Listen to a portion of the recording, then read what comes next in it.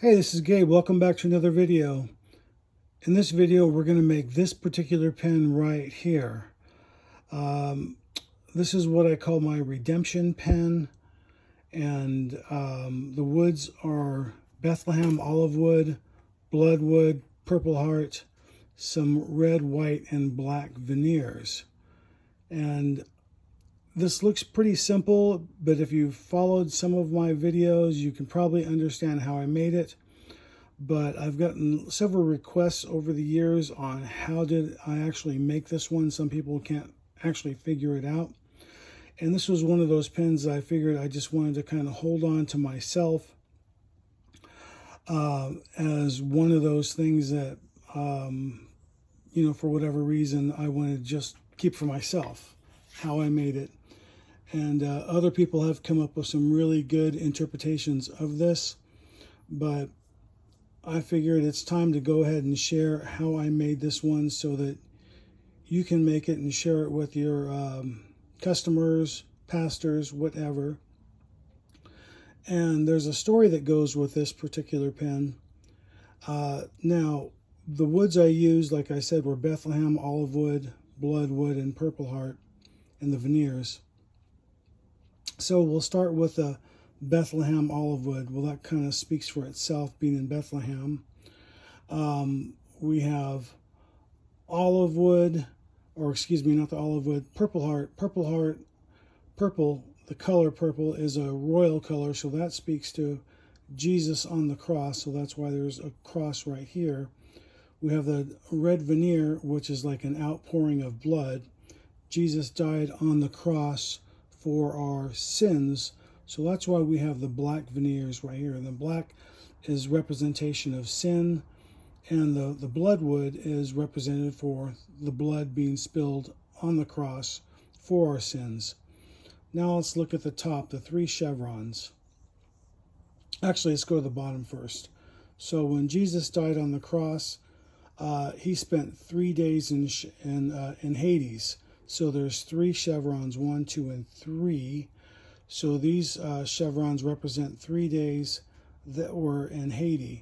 So after the 3 days, he rose and ascended and seated at the right hand of the Father. So after the 3 days of ascension, he took his place as far as the Trinity. So in the Trinity, so we have the three chevrons on top above the cross, which represent the Trinity. So anyway, that is the story of this pen, so that when you make this pen, you can present this, sharing the gospel in that fashion. So with that, this particular version is going to be the first version that I made. This is the simpler of the two versions. And we're going to start off with this jig right here. And we're going to take a particular blank, Bethlehem olive wood blank. Now this is Bethlehem olive wood, and this is the same size blank as this is right here, and it sort of locks it in place. There's just a little bit of play, and we can get around that just by putting a spring clamp on that like so, and then voila, it's nice and tight.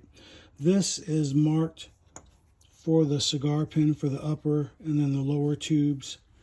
So the first thing we're going to do is we're going to want to cut out this slot right here. So you did hear me say slot correctly.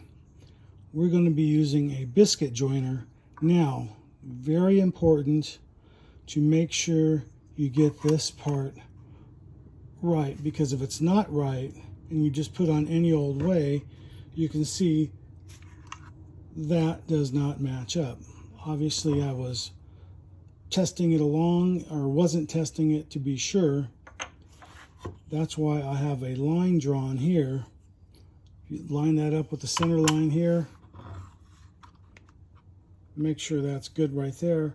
Now, before I do anything, I want to make sure that on a piece of scrap, being that this is scrap right here, that I'm going to use that like probably on the back side. Now, you'll see the reason this is right here is to keep this from ejecting out that way on both sides. So I'm just going to push that up against the fence. So it's kind of hard to see, but this is my line right here on this piece.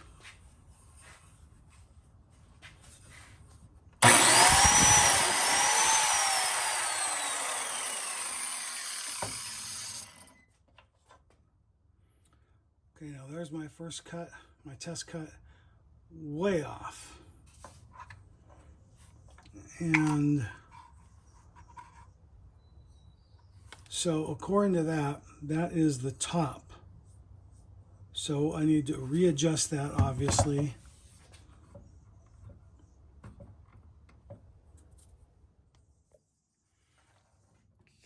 Okay.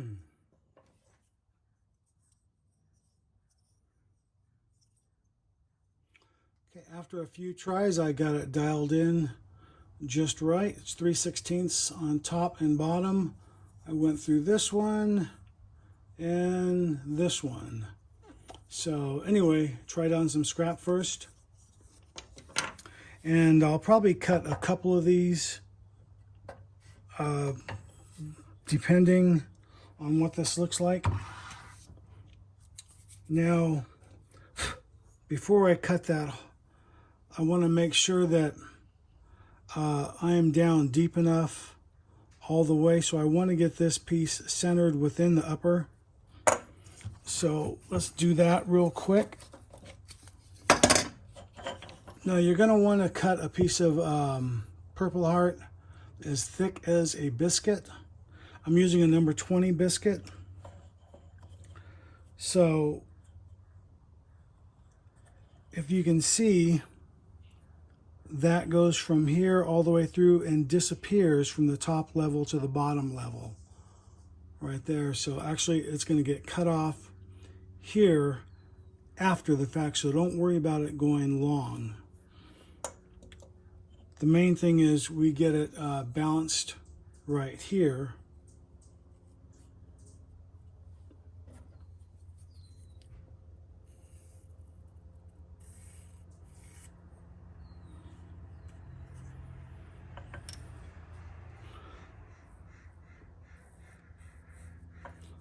So, and then that's roughly the center line where you want that.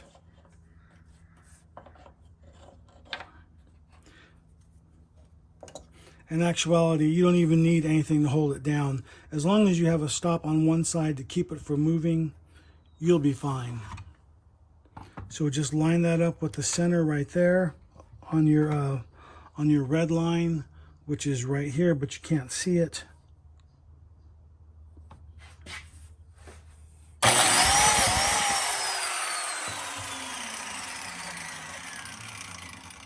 There, that looks pretty good. Now, if you make a whole biscuit like this, you can cut that in half, and then you got two of them out of one biscuit. And then you'll just end up putting that in there, and then you're halfway there. Now, I don't recommend doing anything, putting this piece in yet until after you've done the lower scallops and the chevrons on top, because you don't want to have this like all the way up here or way down here. You want to put it in after the fact, because if you make these really thick, now these are 1/8 inch, 1/8 inch, and then this is just barely, these are 1/8 inch also, but these sort of disappear on top. And that's the same for the bottom. So you could just glue that in place, and you can use regular wood glue, CA or epoxy. Doesn't make any difference. But I'm just going to use CA like I would normally use. Okay, at the drill press, I'm going to make some of these segments here for the scallops. And you've probably seen how I make these before. If not, I'll link the video. how I make the jig. This is a 1/2 inch piece of Bloodwood, and it's a really cool jig. When I link the video, it'll explain how I made it. That wedge locks that in place.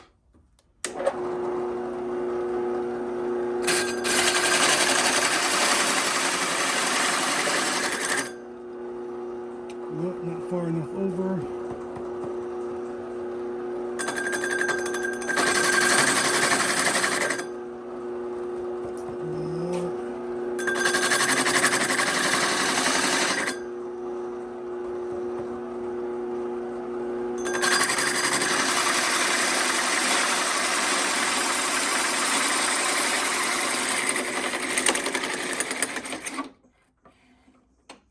Okay, so there that is right there. I need 3 of these for this pin. Okay, now that we have all of our Bloodwood scallops cut, we need to put a line down the middle. I'm just going to use this simple little jig that I bought at Rockler years ago. It's a self-centering jig, and you just put it here, roll it, move it back and forth. A little darker, not too pretty, but it's there. So that's right in the middle.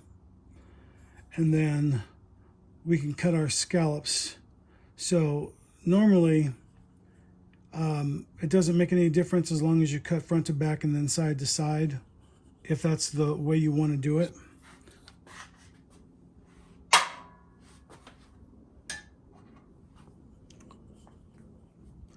So what we're going to do is we're going to cut the back side first because the cross is going to be on the front.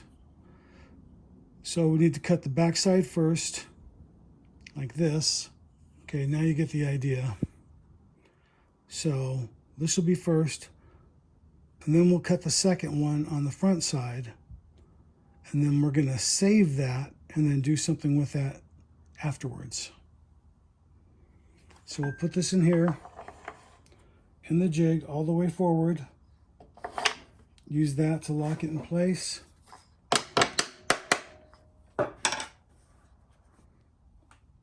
Now, need to make sure this is aligned properly with that.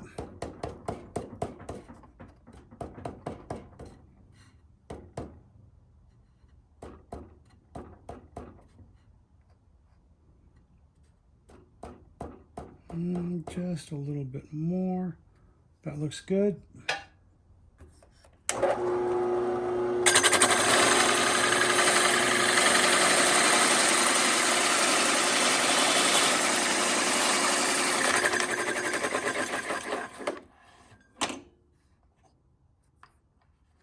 We can save that if we want.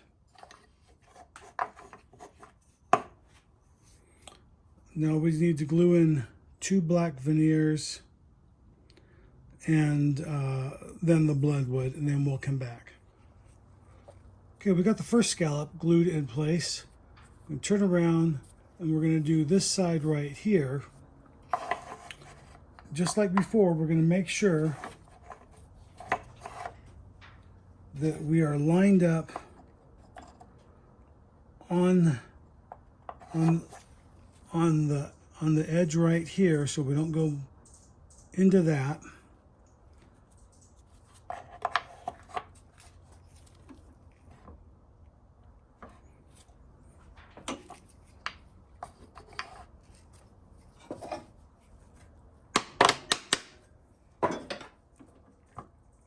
And that looks good.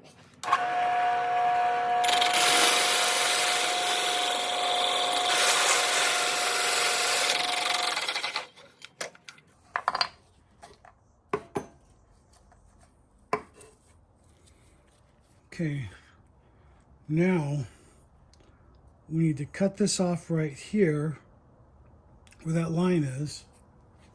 So just cut that off with the bandsaw. So this part right here we're going to throw away. We're going to re-glue that right there. and then glue a half of a Bloodwood beneath it. If it sounds confusing, let's take a look at the pen. Now that's where the scallop is cut, and then that's where it's cut off right here. So you can see how that red line is just a ghost scallop, if you will, but in red. And then that's going to go on like that. You can see that probably a little bit better if you imagine it on the side. But if not, don't worry, it will come together. So it's going to go together like this. But the hard part is you have to make sure you get that lined up perfect with this right here, the top and the bottom. So take your time, don't rush it. Make sure that is absolutely spot on. Okay, so this is what we did right here. And you can see how this scallop, although it's two different pieces here, I used two different double layers of veneers. And this is going to be cut in half right here. See, that's why I wear gloves, because I couldn't really hold it in place and glue it at the right way. So that's why I wear gloves, because I'm tired of getting my fingertips stuck. But anyway, you get the idea of how that is supposed to work. So then the next scallops that we put in here, I'm going to leave a little bit of a gap. I want that cross to show at the very bottom. So we'll do that part next. Okay, we got the scallops done all the way around. This is obviously the center right there. So we just have to work on the top, the bottom, and then afterwards we will put the cross piece here after we get the chevrons in. Okay, we're back. Now we're just going to make the chevrons here.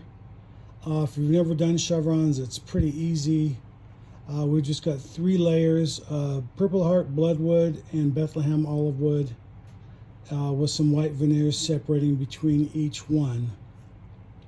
And those will be for the upper and the lower, but you're going to need about 5.5 to 6 inches to do that. So over here I already have them already cut and stacked. So you can use either wood glue or CA or epoxy, whatever adhesive you want. I'm just going to use wood glue because I'm running out of CA, and I'm going to use these 2 acrylic blanks. Now I did put some packing tape on the face of each side so that glue, if I used CA glue, it wouldn't stick. Otherwise it would bond to the acrylic, but the packing tape won't allow it to stick. So there's your tip for the day. We'll just go ahead and glue that up real quick, and then I'm just gonna clamp that after I get it glued up, and we'll come right back. Okay, as you can see, those are glued together. When you squeeze it, that glue will spread around a little bit better. Maybe I can add a little more right here.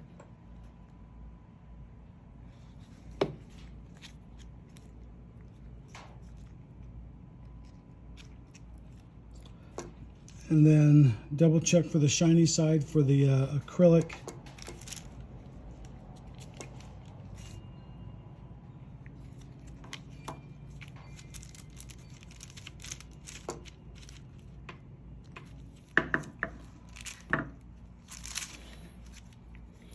Okay, we are back, and you can see that that is glued up, and then we'll just let that dry overnight. Okay, that's been glued up, and that came out pretty good. I cleaned up the edges with the sanding disc right here, so that looks really good. And like I said I left this a little bit longer. That way I have some room to knock that off. So all we have to do now is mark the blank, how much we're going to cut off the top and the bottom. So that'll be the next step. The first thing we need to do is we need to get a nice clean cut on the chevron. So really makes a difference on which way you're going to do this. So obviously we want to do it this way with the chevron, the colors showing here on the bottom and the olive wood on top, like that, in that orientation. But if we look at it like this, that is going to be inverted, so we actually need to flip that the opposite direction here to point this on the outside.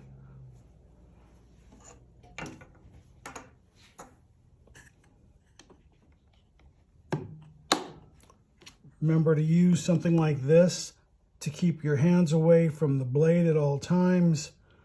Wear dust protection and safety glasses. And with that, we'll go ahead and get started. Not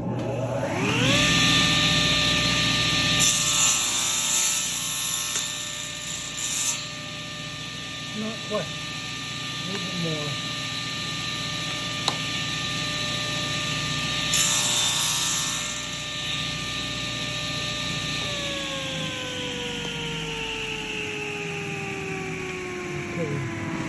So that's half of our angle on the chevron.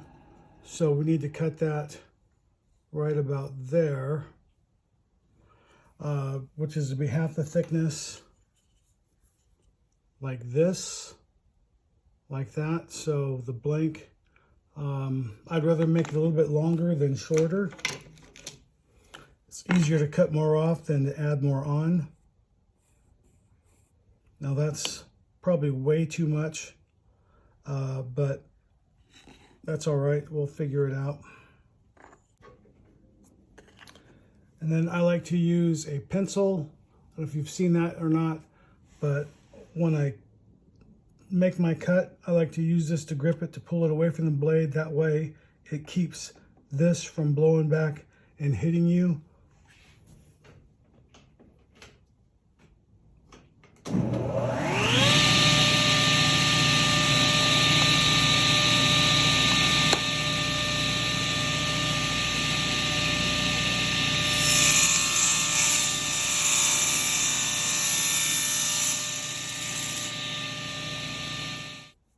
Okay, so that is half of our chevron.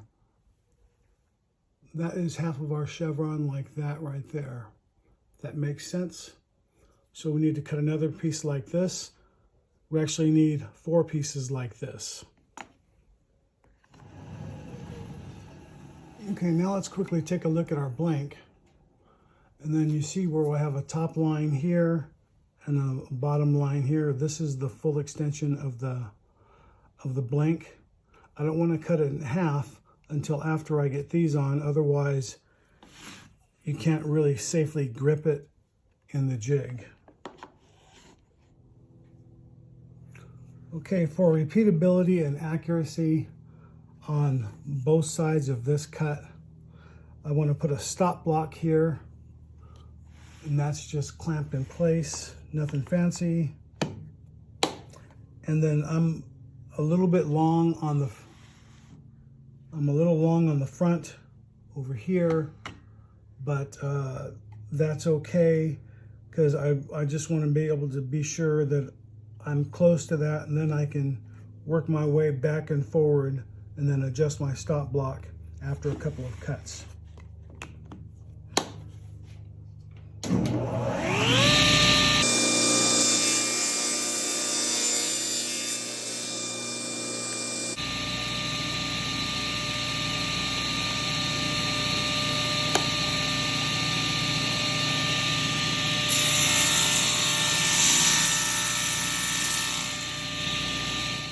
Okay, so this is what my chevron is going to look like right there once I glue that in place.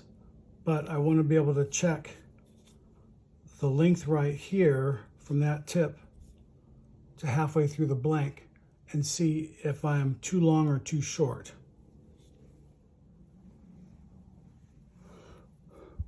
Okay, so I've got those gluing up. I don't want to use any accelerator because I don't want any bubbles or anything like that coming through in that joint. So we'll just let that cure for a day and we'll come back later. Okay, so while that is curing, I've moved the stop block up, and then I'm going to cut it off a little bit long from here and then cheat my way back to this line right here.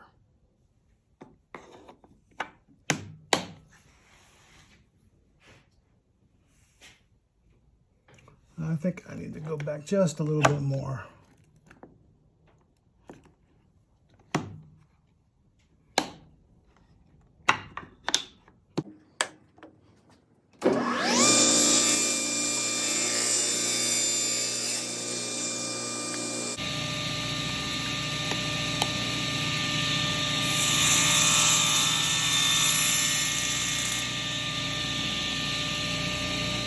Okay, yeah, that will work out just fine for what I'm trying to do. Once that is glued on, it'll bring me right to this edge right there. So that'll be nice. And then once we get this, once this cures, this is glued on, then I'll just take it to the bandsaw and clean off those edges. Okay, now we have this glued up. So as you can tell, this is pretty long right here. So what we have to do now is just cut this in half right here, square this up here, the sides, and then cut a groove in here for the cross piece.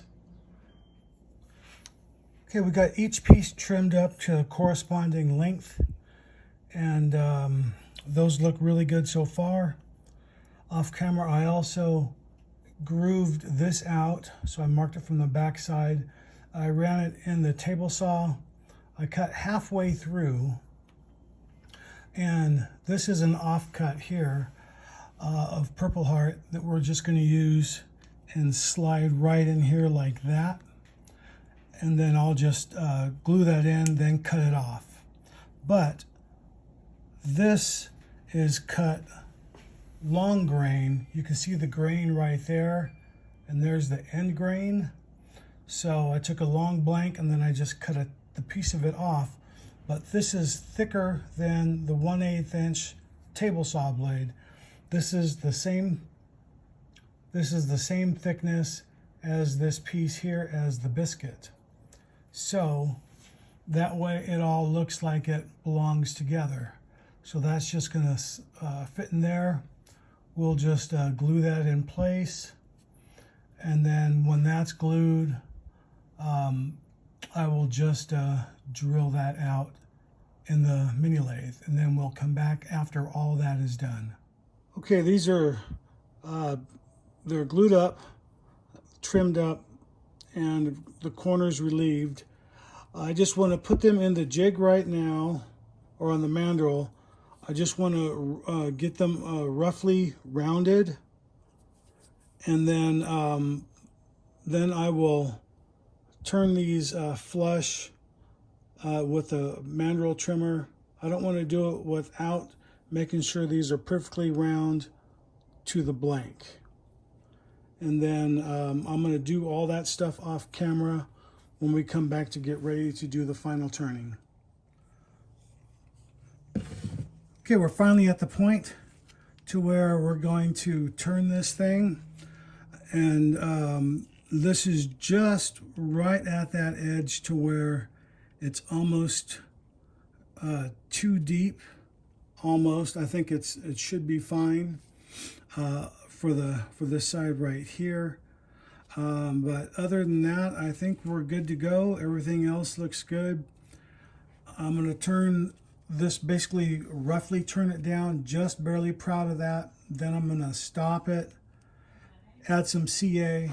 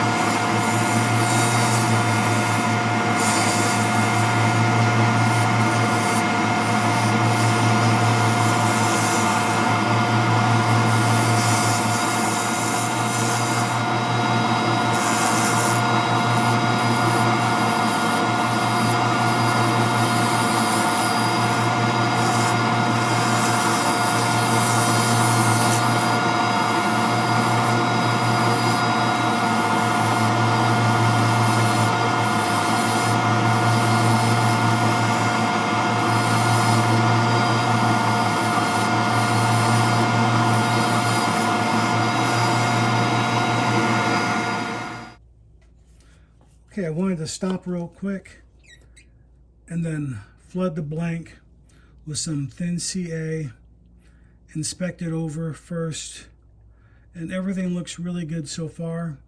So I'm just going to flood that blank and then we'll come back to it another day because it's getting late.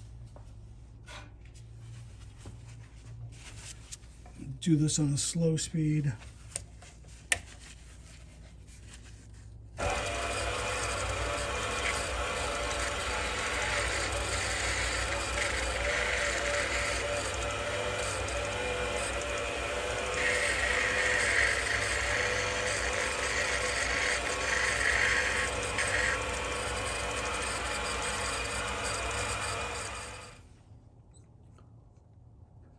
And then we'll come back to that probably tomorrow and see what that looks like.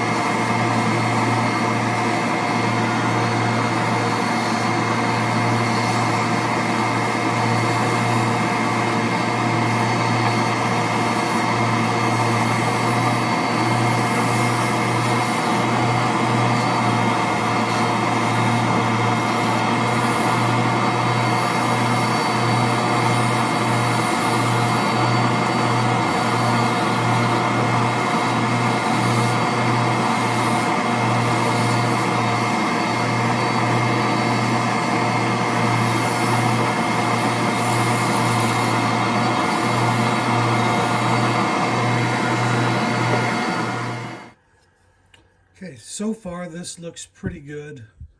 I'm happy with the way it's looking. I don't see any holes or anything like that that needs to be filled anywhere, but this is still a little too thick for my liking, so I'm just going to take a skew and then just slightly divot this below this point right here.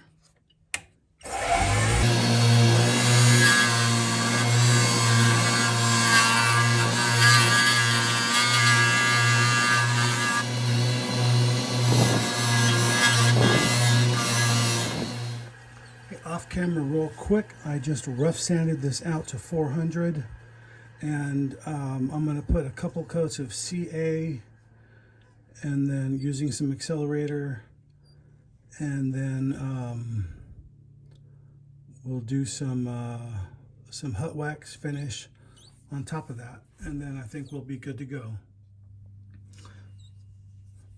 Okay, I went through the grits with CA on it, I put 3 coats of CA thin, and then I've finished it up with a couple of coats of hot perfect pen polish.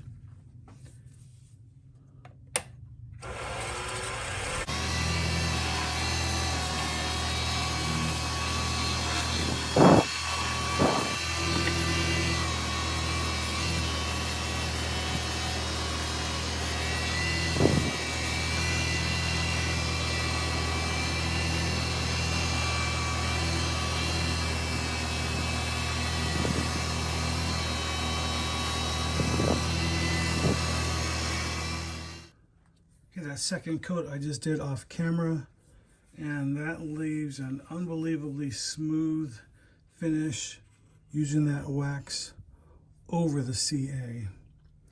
So anyway, we'll go ahead and assemble that and we'll come right back. Okay, we are back with the finished product, and although it's been a long video and an even longer process for me to make this, taken me a couple weeks off and on. I've got a lot of stuff going on right now. So anyway, I hope you like it, and the next version will be up after this.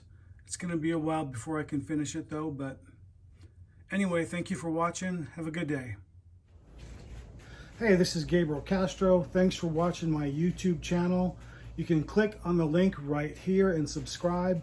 You can watch a video series right here, or the latest video right here.